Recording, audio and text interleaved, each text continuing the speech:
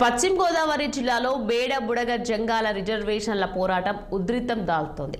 SC reservation కోసం ఆ కుల విద్యార్థుల తల్లిదండ్రులు వినూత్నంగా ఉద్యమం చేస్తున్నారు. తమ పిల్లలను స్కూల్కి పంపించకుండా పనులకి పంపించి నిరసన చేపట్టారు. విషయం తెలుసుకున్న జిల్లా అధికారులు మండలం పేర్కిపాలెం గ్రామంలో 18 మంది బాల కార్మికులను గుర్తించారు. అయితే వారిని ఏలూరులోకి చైల్డ్ వెల్ఫేర్ కమిటీకి తరలిస్తుండగా అధికారులను వారి తల్లిదండ్రులు అడ్డుకున్నారు. గతంలో తమ కులం ఎస్సీ రిజర్వేషన్ కలిగి ఉండగా దాదాపు 16 ఏళ్ల క్రితం అప్పటి ముఖ్యమంత్రి వైఎస్ రాజశేఖర్ రెడ్డి తమ రిజర్వేషన్లు రద్దు చేశారని గుర్తు చేశారు. అప్పటి నుంచి తమకు రిజర్వేషన్ లేకుండా పోయిందని వారు ఆవేదన వ్యక్తం చేశారు. రిజర్వేషన్లు అమలయ్యేదాకా తమ పిల్లలను స్కూల్కి పంపమని తల్లిదండ్రులు పట్టుబట్టారు. ఇదే విషయమై జిల్లా కలెక్టర్ నాగరానికి వినతి పత్రం కూడా అందజేశారని తెలిపారు. ఇదే అంశంపై మా పశ్చిమ గోదావరి జిల్లా ప్రతినిధి నిమ్మల ఆది మరింత సమాచారం అందిస్తారు.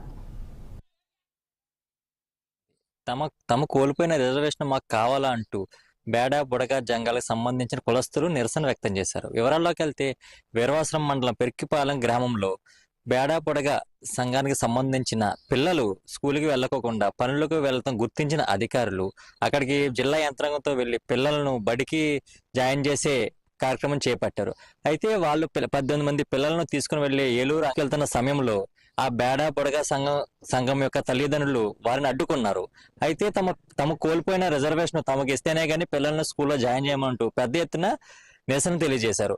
అయితే వివరాల్లోకి వెళితే 16 సంవత్సరాల కిందట బేడ బుడగ కులస్తులు ఎస్సీ రిజర్వేషన్ కలిగి ఉన్నామని, అయితే గత ప్రభుత్వం అప్పటి ప్రభుత్వం అయిన వైఎస్ రాజశేఖర రెడ్డి హయాంలో తమ రిజర్వేషన్లు తీసివేశారంటూ అప్పటి నుంచి తమకు ఎటువంటి రిజర్వేషన్ కల్పించట్లేదని, మేము ఆర్థికంగా చాలాగా ఇబ్బంది పడుతున్నామని, ఇలాంటి టైంలో పిల్లల్ని చదివించిన రేపు ఆర్థికంగా వాళ్ళని ఉన్నత చదువులు చదివించలేమని, ఏ విధమైన ఉద్యోగాలు కూడా మాకు రావు కాబట్టి మీ పిల్లల్ని చదివించలేకపోతున్నామని వాళ్ళు వాపోతున్నారు.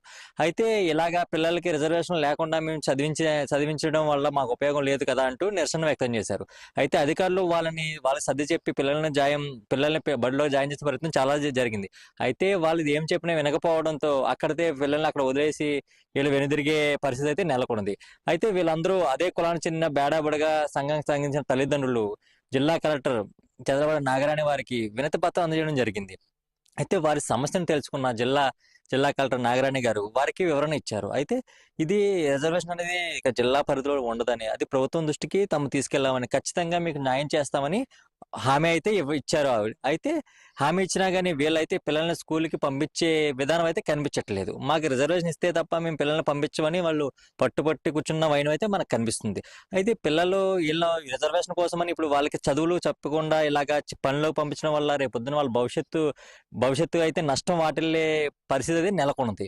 అయితే వారు రిజర్వేషన్ తర్వాత పోరాడినా ఇప్పుడు కనీసం విద్యా బుద్ధులైనా నేర్చుకోలేకుండా పిల్లల్ని జీవితాన్ని నష్టపోతుందని ఎంతమంది తెలియజేసినా కానీ వాళ్ళు మార్పు అయితే కనిపించట్లేదు.